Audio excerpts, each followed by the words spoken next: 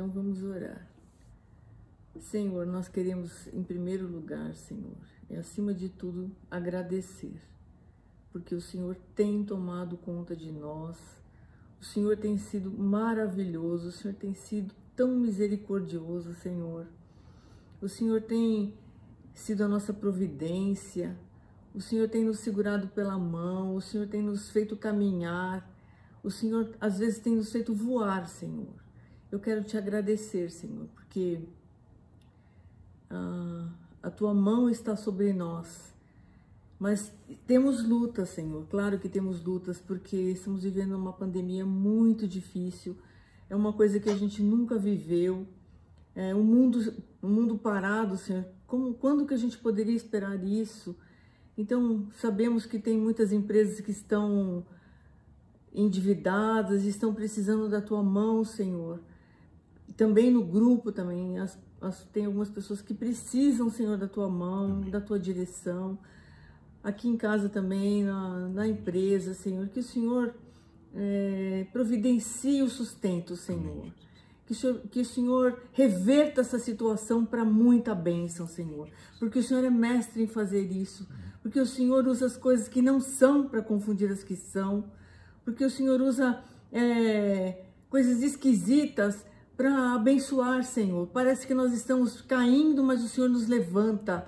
Senhor, eu tenho certeza que o Senhor vai colocar a mão nessa situação da Alexandra, Senhor. Amém, eu tenho certeza que o Senhor vai colocar a mão na situação do Edu, Senhor, na empresa dele. Eu tenho certeza que o Senhor vai colocar a mão na empresa do Ulisses, Senhor. Porque o Senhor é bom e nós te servimos, e nós seguimos a tua palavra, e tentamos fazer justiça, Senhor.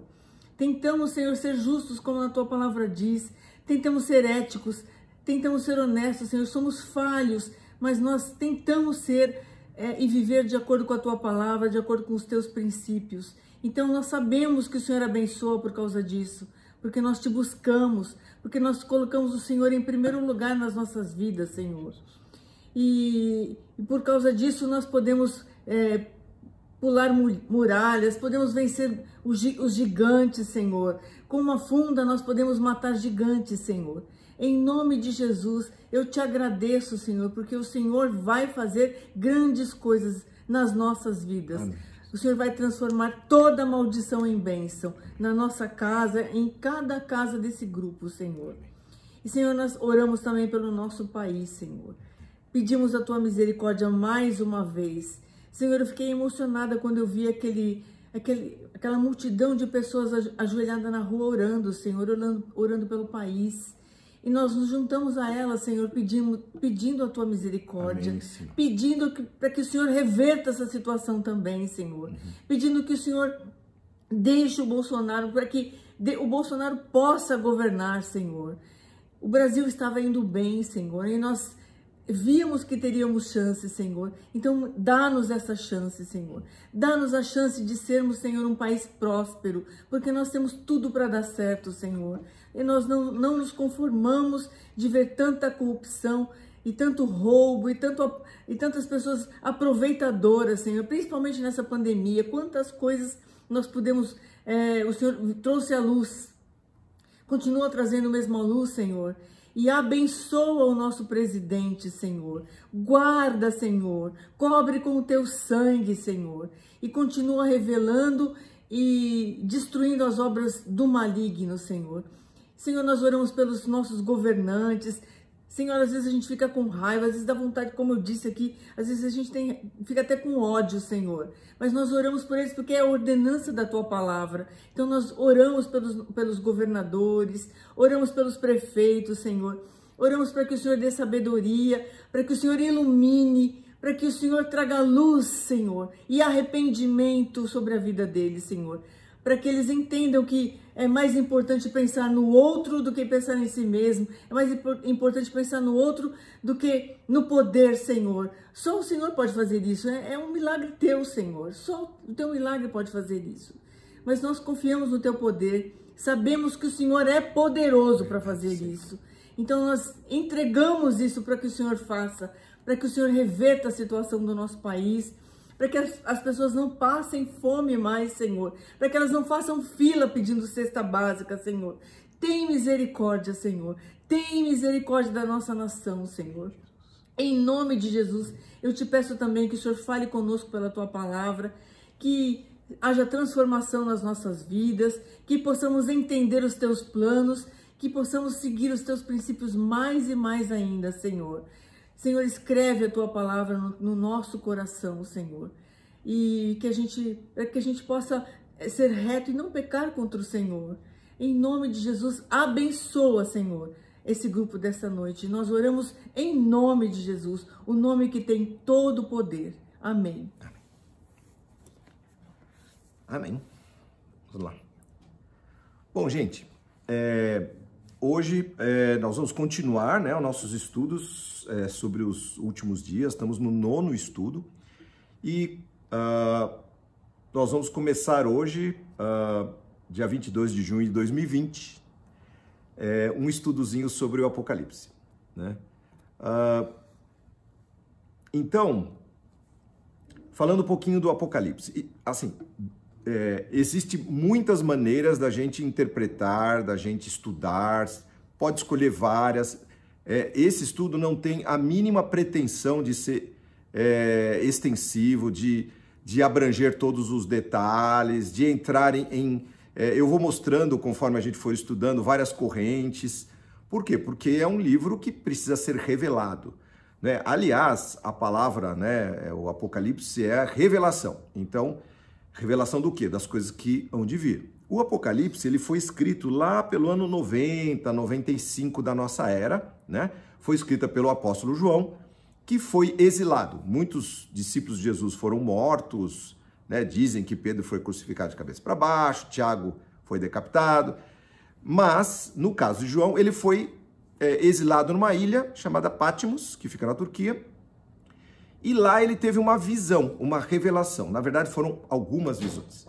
A gente pode entender o livro de Apocalipse, alguns estudiosos classificam em 6 blocos. O primeiro bloco é uma introdução, depois tem 4 visões, e essas visões têm várias subdivisões, e por fim, o epílogo, o final, que é os dias finais, né, a vida eterna e tudo mais.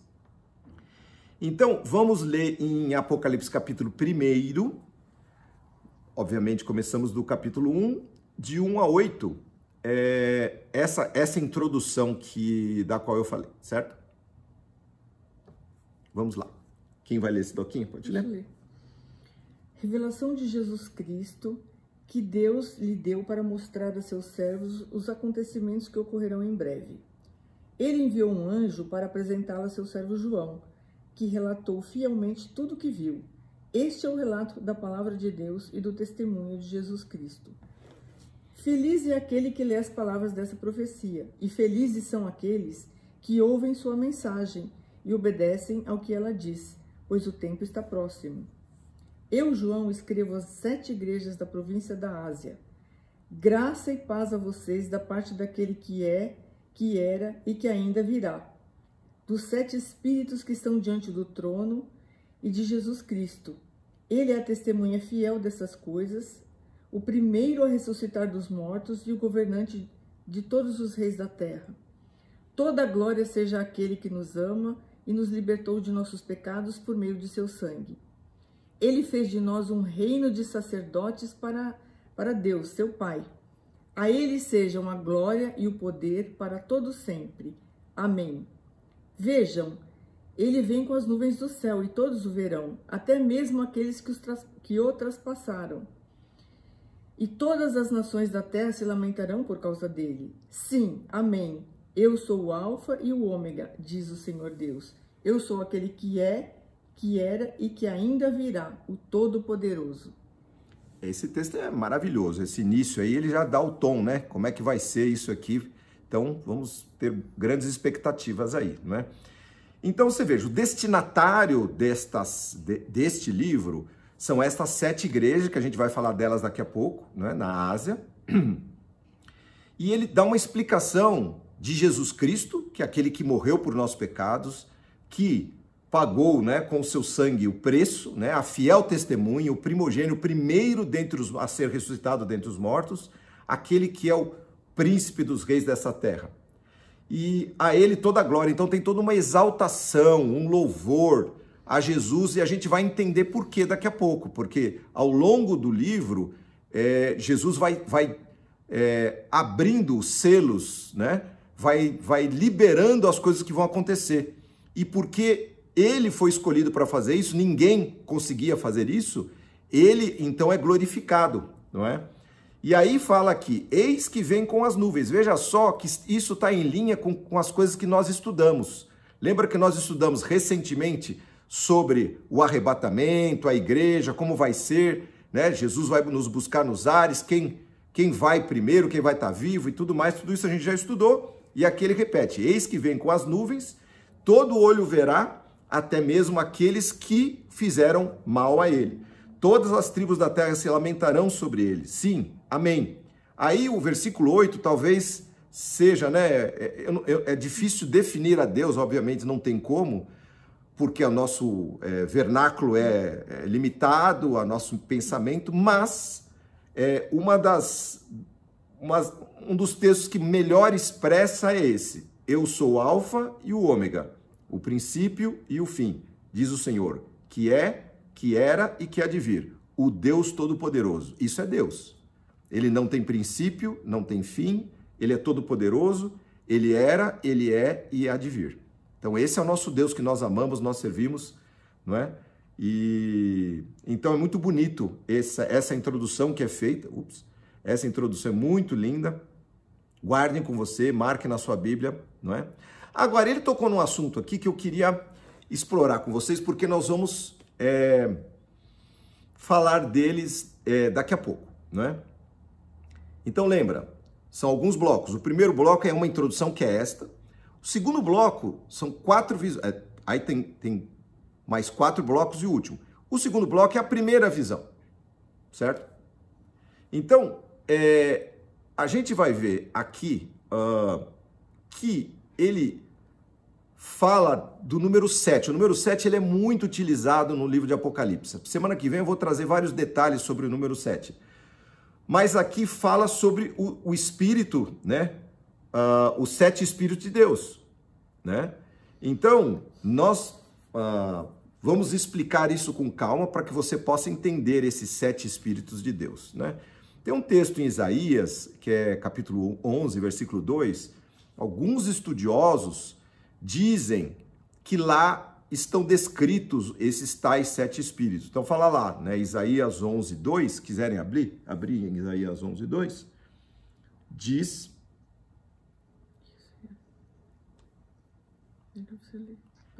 assim, se vocês acharam,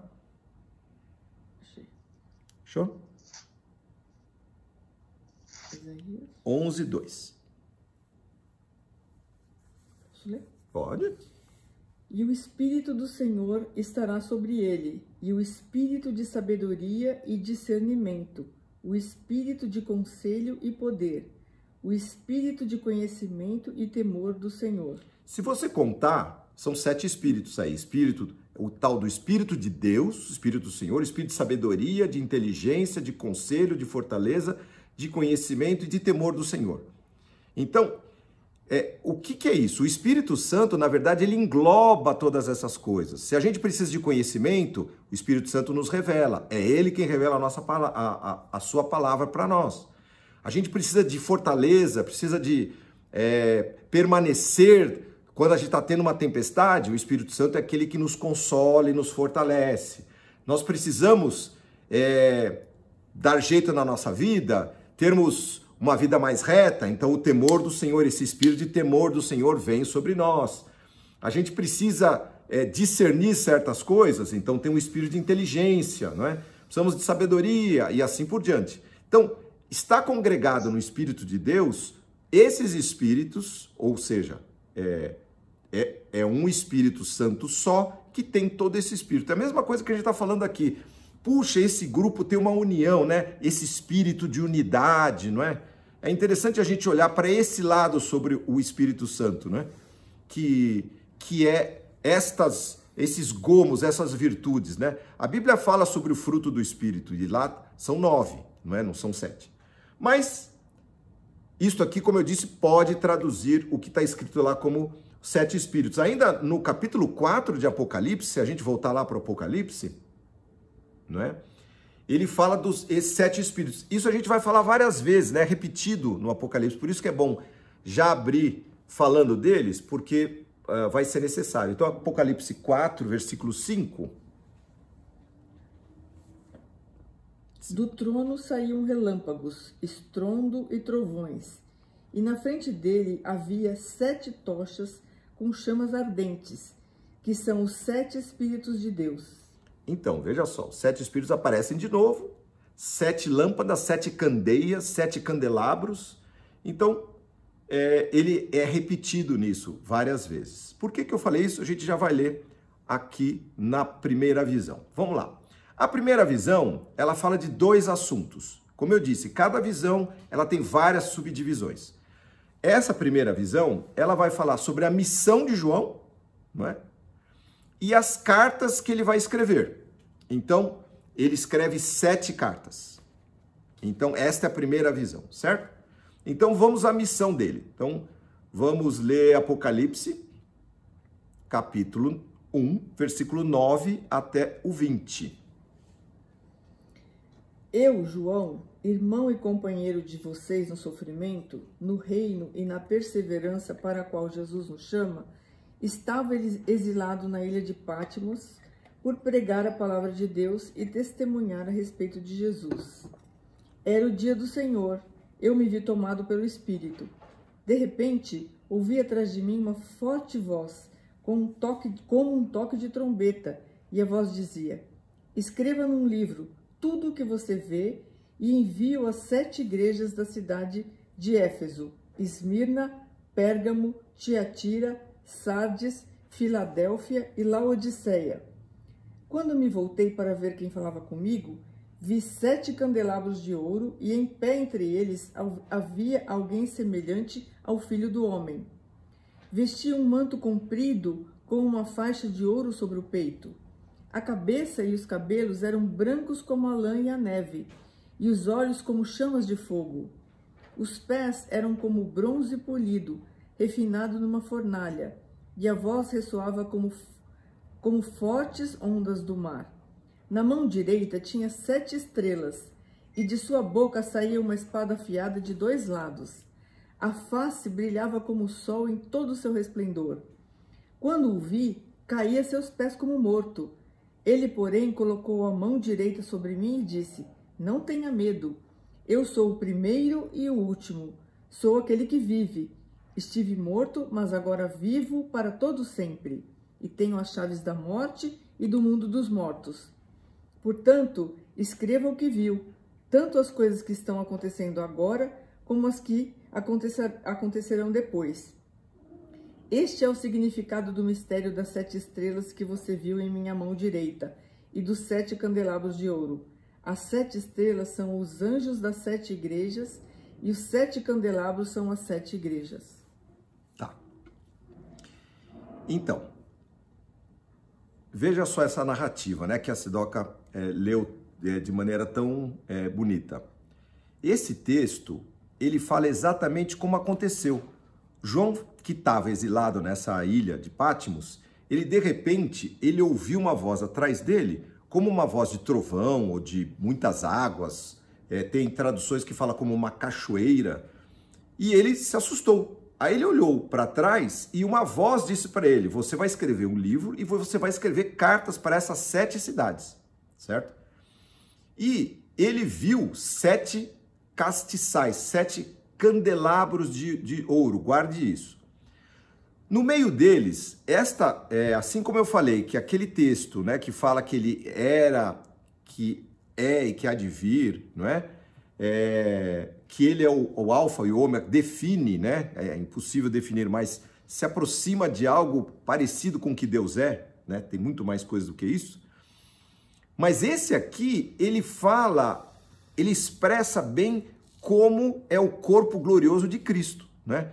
Cristo, ele veio, gente, humilde, nasceu numa manjedoura, ele nasceu de maneira pobre, ele era carpinteiro, seu pai era carpinteiro, ele viveu como um andarilho, ele era visto como um morador de rua, era um cara que andava pelas estradas empoeiradas. Não tinha formosura nem parecer, é o que diz lá em Isaías, nenhuma formosura nele, coisas atrativas, a gente via nele para que o desejássemos. Isso tudo está escrito em Isaías profeticamente. Então, o Jesus que veio habitar conosco, sofreu as nossas dores, padeceu, né, o nosso padecimento, viveu aqui andando pelos cantos, sendo humilhado, e depois, no final da vida, depois de ter feito bem, de ter curado muitas pessoas, ele foi crucificado. Vocês sabem essa história. Jesus então morreu e recebeu um túmulo emprestado. O Zé de Arimateia, que era um cara que tinha uma certa posse na época, deu um túmulo para ele ficar, não é? O cenáculo, onde que ele teve a última ceia com os discípulos, né? Que tem até aquela fotinho, né? Aquele desenho dos 12, também foi um lugar emprestado. Jesus não tinha nada. Perguntaram um dia para ele, né? Alguém falou, não, eu te seguirei por onde você for. Aí Jesus falou, olha, as aves do céu têm ninhos e as raposas têm os seus covis, mas eu, filho do homem, não tenho onde reclinar a cabeça. Jesus não tinha nada, ele veio aqui despido. O que ele tinha? Ele tinha a sua glória. Lá dentro, ele tinha poder. Ele representava o Pai. Ele era a própria pessoa de Deus aqui na terra. Ele era cheio do Espírito Santo. Ele falou, o Espírito do Senhor é sobre mim, que me ungiu para que eu abençoe os pobres, busque os quebrantados de coração. Essa foi a missão que Deus deu para ele, e ele cumpriu sem nenhum tesouro nessa terra, sendo que ele, nós sabemos, ele era rico lá em cima. Esse Jesus, ele morreu e ressuscitou. Quando ele ressuscitou, ele apareceu para os discípulos e apareceu de maneira múltipla. Ele apareceu na praia, apareceu lá onde eles estavam reunidos, seu corpo atravessou paredes, mas também comeu comida. A gente não consegue entender esse corpo. Agora, aqui, nesse texto, nós temos uma ideia de como é o corpo glorioso de Jesus. Ele falou, no meio deles estava um ser parecido com um homem, vestindo uma roupa que chegava até os pés e com uma faixa de ouro em volta do peito. Seus cabelos eram brancos como a lã, ou como a neve. Seus olhos formidavelmente brilhantes como fogo. Seus pés brilhavam como bronze refinado na fornalha e depois polido. E a sua voz parecia o barulho de muitas águas, ou grande cachoeira. Na mão direita ele segurava 7 estrelas e da sua boca saiu uma espada afiada de 2 gumes. E o seu rosto brilhava como o sol do meio-dia. Gente, vocês podem imaginar o susto que o João tomou quando ele teve essa visão? O que ele viu? Isto aqui é o que ele expressa. Talvez nós hoje, no século XXI, a gente ia falar outras coisas, né? A gente os pés brilhantes como bronze refinado, a gente ia falar, né? Como luz de neon. Uhul, né? Nós somos, né, para frente, né? Nós estamos vendo outras coisas, nós teríamos outras explicações. Mas o fato é que a visão foi terrível, não é? E quando ele viu, a única atitude que ele teve, que eu teria também, foi cair de rosto em terra, não é? E aí, aquele que era Jesus, pôs a mão direita sobre ele e disse, não tenha medo. A mesma coisa que ele falou para os discípulos lá no barco, muitas vezes quando ele apareceu, né, andando sobre o mar, não é? Ele falou, não tenham medo, eu sou o primeiro e o último, eu sou aquele que vive. Estive morto, mas agora estou vivo para todo sempre. Que maravilha, gente, que lindo. Tenho autoridade sobre a morte e sobre o mundo dos mortos. Portanto, escreva agora as coisas que você vai ver, tanto as que estão acontecendo agora, como aquelas que vão acontecer depois. Aí ele fala, o sentido daquelas 7 estrelas que você viu na minha mão direita e dos 7 candelabros de ouro é este. 7 estrelas são os 7 anjos das 7 igrejas. Lembra que ele vai escrever cartas para 7 igrejas. Então, ele vai escrever cartas para esses caras que estavam lá. Já vou explicar. E os 7 candelabros são as 7 igrejas. Então, ele tinha numa mão 7 estrelas, que são os 7 anjos, e no outro, as 7 igrejas, que estão em 7 cidades diferentes. Ok. Muito bem. Agora, vamos pensar um pouquinho. Quem são os destinatários dessa carta de João? São os anjos das igrejas que ele mencionou, né? Quem são eles? Então, tem 2 correntes. Primeira, diz que a tradição judaica considera que existe um anjo sobre cada cidade, sobre cada igreja. Nesse caso, as 7 estrelas são realmente 7 anjos. Tá. Outros estudiosos, para esses outros, tais anjos são líderes religiosos, pastores, padres, bispos, simplesmente pessoas responsáveis, espiritualmente responsáveis, por aquelas vidas daquela localidade. Naquele tempo, não havia, que nem São Paulo, que tem dezenas de igrejas, existia a igreja da cidade tal. Então ele vai escrever para a cidade de Éfeso, ele escrevia aos irmãos que estão morando em Éfeso. É uma igreja só. Hoje também é. É que tem placa para tudo quanto é lado. Mas quando Jesus olha com o filtro de amor que ele tem e de salvação, ele olha para você, para mim, não importa se você frequenta metodista, presbiteriana, batista, católica, não importa. E o que ele vê, se o seu coração está realmente convertido a ele. Não é? Então, alguns estudiosos creem que esses tais anjos são os responsáveis pelas vidas que estão naquela localidade, por cada uma destas igrejas. Por quê? A palavra anjo significa mensageiro, aquele que levou a mensagem, os que levam e velam pela palavra de Deus naquelas cidades, diante daquelas igrejas. Palavras de salvação para aquele povo que estão cuidando, velando pelas suas almas. Essa hipótese é mais aceitável do que a anterior. Por quê? Porque se você for ler as cartas, não há razão para Cristo ditar para o João escrever para o anjo da igreja dizendo, né, censurando por não vigiar, por ser morno, por ter pedido o primeiro amor. Anjo não passa por isso, gente. Anjo obedece, né? Diz a Bíblia que eles são espíritos ministradores, enviados para zelar por nós. Então, não haveria como haver uma repreensão, porque aqueles anjos que caíram lá atrás, aí já foi. Não tem uma nova queda. Esses anjos aqui são anjos de Deus. Mas eles foram passíveis, né, estes anjos dessas igrejas, passíveis de uma repreensão. Portanto, devem ser os tais líderes e não anjos mesmo, certo? Tá muito complicado aí, gente? Beleza? Alguém tem alguma dúvida? Tudo certo? Tá.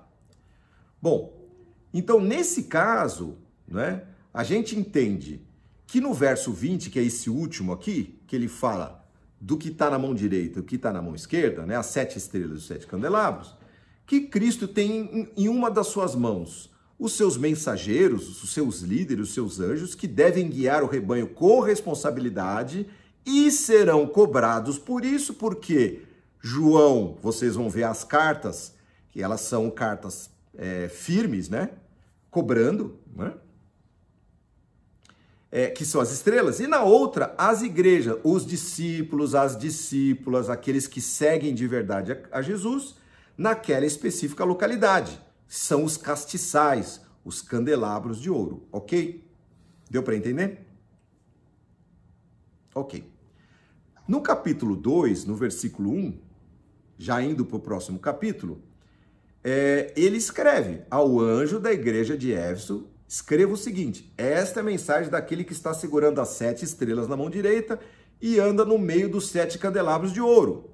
Então, Jesus segura as estrelas em sua mão e passeia, anda no meio dos candelabros de ouro. Isso eu acho muito bonito. Por quê? Porque Jesus está andando no nosso meio. Ele está lá na casa lá do Felipe, na casa da Lê, da Marina, de todos nós, né? Do Felício, do Edu, não é? Tá andando lá com o Wilson, né? Com a Ilane, todos nós. Tá passeando lá, né?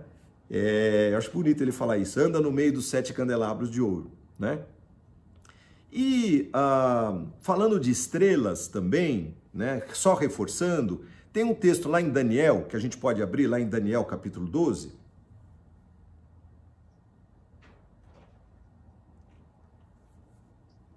No versículo 3.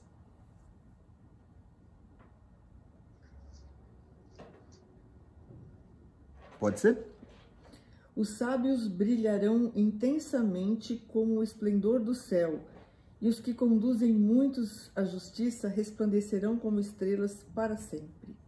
Então, esse texto eu já falei dele no nosso grupo, mas ele é muito bonito, né? Fala que os sábios resplandecerão como o resplendor do firmamento, e os que há muito ensinam a justiça, ou seja, ensinam as palavras de Deus, vão brilhar como as estrelas para sempre e eternamente. Então, meu querido, minha querida, se você, na sua simplicidade, no seu amor, você está repartindo o amor de Cristo, você está falando e vivendo a palavra dele, você vai ser uma estrela brilhando. E diz a Bíblia que essas estrelas, quanto mais negra a noite, mais as estrelas brilham, né? Então, nós somos essas estrelas que estão brilhando, levando essa palavra de Cristo. Pode ser com a boca, pode ser com a nossa vida, né? Aquilo que Jesus tem para as pessoas, nós estamos resplandecendo essa luz, né? Jesus falou, vocês são a luz do mundo, né? Então, nós somos o sal da terra. Então, é bonito só para completar que estrelas têm esse significado na Bíblia de realmente pessoas, né? E não anjos, porque são as pessoas que resplandecem a glória de Jesus, tá certo? Muito bem, gente. Nós estamos com 30 minutos que nós estamos falando, então nós vamos fazer uma paradinha. Por quê? Porque a partir da semana que vem, nós vamos estudar as 7 cartas escritas às 7 igrejas. Começando da carta de Éfeso, depois a carta de Esmirna, Pérgamo, Tiatira, Sardo, Filadélfia e Laodiceia. Esta vai ser a continuação da primeira visão, que é o segundo bloco, né, daquilo que foi dividido o Apocalipse, né? Então começamos semana que vem pelas cartas, que tem muito ensinamento para a gente e vai nos preparar para aquilo que há de vir. Lembrando que Jesus está mostrando para João aquilo que ele deve escrever para essas cartas, e aí ele vai escrever e vai falar, olha, fica esperto, vigia, se cuida, eu tenho isso contra você, você tem que ficar mais esperto naquilo. É como se ele tivesse, e também tem caminhos, né, pessoas que interpretam essas cartas de várias maneiras. Algumas interpretam que as cartas, elas são igrejas, né, a igreja de Cristo universal, a igreja ao longo dos séculos. Atemporal. Então, a primeira igreja lá de Éfeso foi a primeira parte da igreja, depois assim por diante, né? E aí a última vai ser a igreja de Laodiceia. Tem outros que falam que não, que são aspectos da nossa vida cristã que a gente deve velar. Então nós devemos vigiar para estarmos ligados nisso. São ensinamentos. Assim como Paulo, Pedro, Tiago, João escreveram cartas enviadas à igreja, né, de Corinto, de Éfeso, da Galácia e tudo mais, assim também João escreveu essas 7 cartas, e aquelas cartas nós as consideramos como cartas que são inspiradoras para nós hoje, nós que não moramos lá em Corinto, não moramos em Éfeso, nós moramos em São Paulo, certo? Ou em outros estados aqui do Brasil. Então, por que não estas cartas também serem cartas endereçadas para cristãos de todas as eras, de todas as épocas, tá certo? Então isso a gente vai estudar a partir da semana que vem, tá bom? Muito complicado, pessoal? Dúvidas agora? Felício, certeza ele vai fazer uma pergunta 10 pra gente. Diga, Felício. E nós dois aqui, é o seguinte, você comentou que em uma mão você tem 7 estrelas e na outra 7 candelabros. E eu estava entendendo que as estrelas eram igrejas. Os anjos. Anjos. Anjos. E daqui as pessoas. Só que os anjos, você mesmo falou que não são os anjos... São as pessoas. são os líderes, né? São Isso. os líderes. Eu estou na dúvida, não entendi bem a diferença entre as pessoas Tá. e líderes. Tá. Os líderes são aqueles responsáveis em levar a palavra, por isso são as estrelas.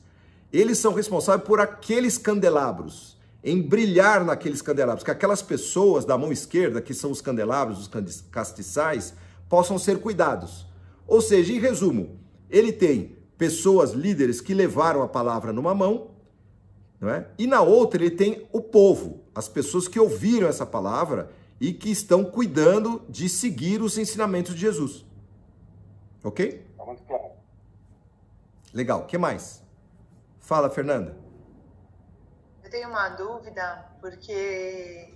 Por que mesmo que essa espada que sai da boca de Deus tem 2 gumes? Então, a Bíblia diz que a palavra de Deus, é uma espada afiada de 2 gumes. Isso está lá em Hebreus. Se quiserem ler, vamos lá ler? Acho que é Hebreus 4, se eu não me engano. Deixa eu ver aqui.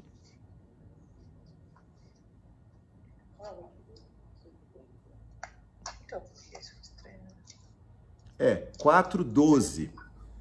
Hebreus 4:12. Até 12:13. Acharam? Hebreus? Deixa a Fernanda e a Silvia acharem. Acharam? Achei. Pode ler, senhor? Pois a palavra de Deus é viva e poderosa, é mais cortante que qualquer espada de 2 gumes, penetrando entre a alma e o espírito, entre a junta e a medula, e trazendo à luz até os pensamentos e desejos mais íntimos. Nada em toda a criação está escondido de Deus. Tudo está descoberto e exposto diante de seus olhos. E é a ele que nós prestamos conta. Então, o que está escrito? Aquilo que sai da boca de Jesus é a palavra de Deus. Por isso que ela sai como espada afiada de 2 gumes. Porque já tinha sido dito dela, que por ela mesma, né? Que ela é afiada. Quando eu falo uma palavra, ou você fala para alguém, essa palavra, ela penetra, ela é cortante, ela vai lá, como diz aqui, lá no íntimo. Diz algumas traduções, lá na medula, né? Tem algumas traduções assim, nas juntas e medulas, não é isso? É a minha medula. É, a sua tá medula. Então, ela penetra. Vai até o íntimo das pessoas e julga os desejos e pensamentos do coração. Julga os desejos e pensamentos. O que está dizendo? Que a palavra de Deus, ela não é um livro comum. Ela é viva. Diz o próprio livro de Hebreus que pela palavra de Deus, os mundos que agora existem foram criados. Então, quando a gente fala a palavra de Deus, não é a Bíblia só, é tudo aquilo que sai da boca de Deus.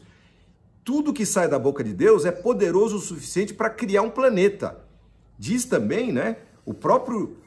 lembra que Jesus chegou diante de um túmulo de Lázaro e falou, Lázaro, sai para fora. A palavra foi falada, aquilo rompeu a morte e aquele cara que estava morto há 3 dias cheirando mal, veio à luz.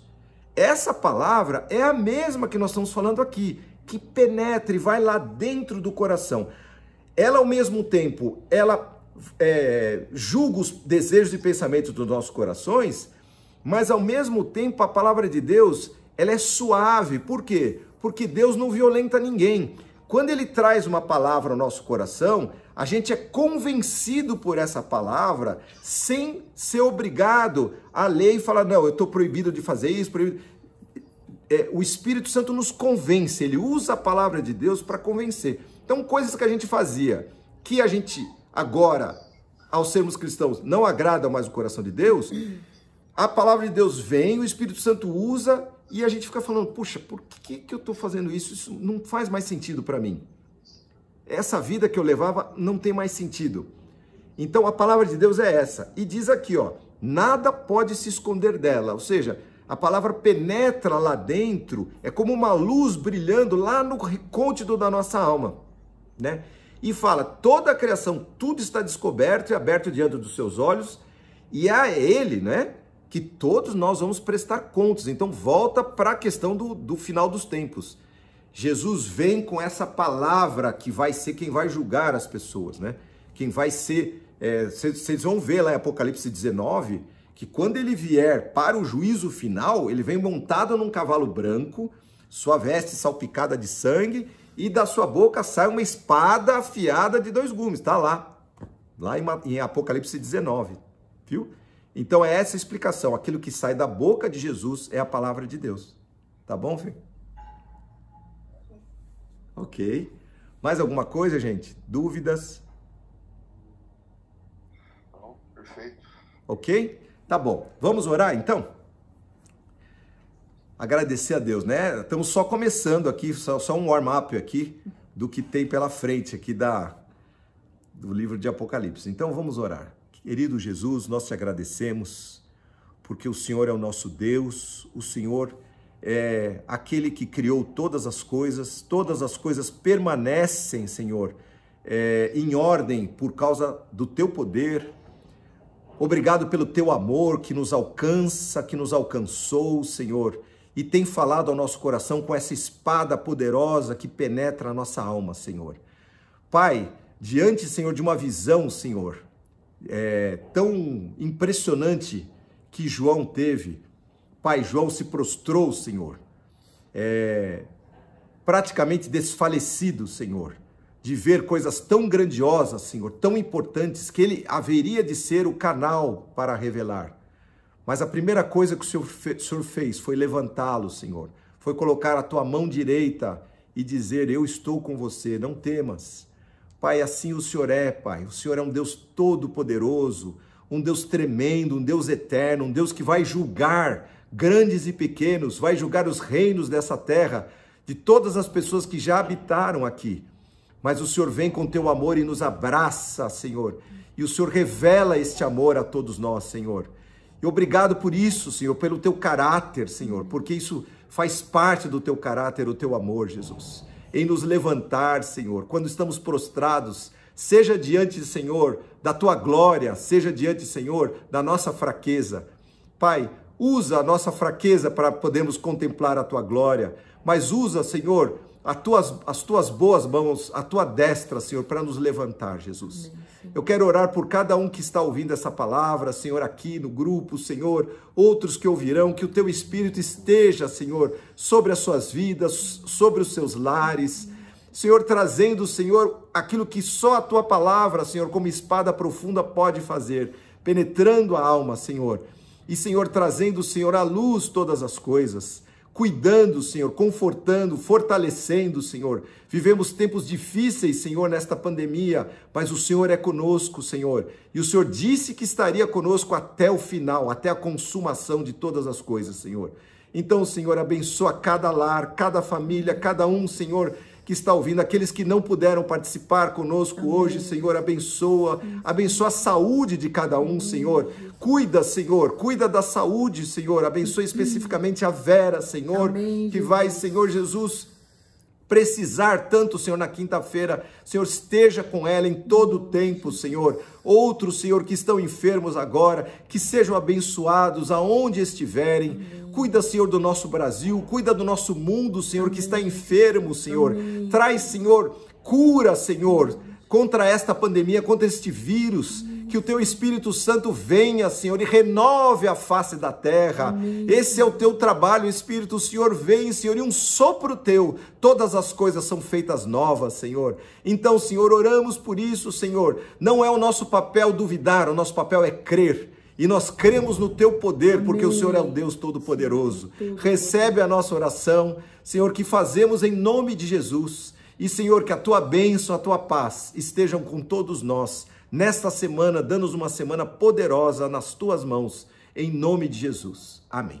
Amém. Amém, queridos. Deus abençoe. Me dá para dar.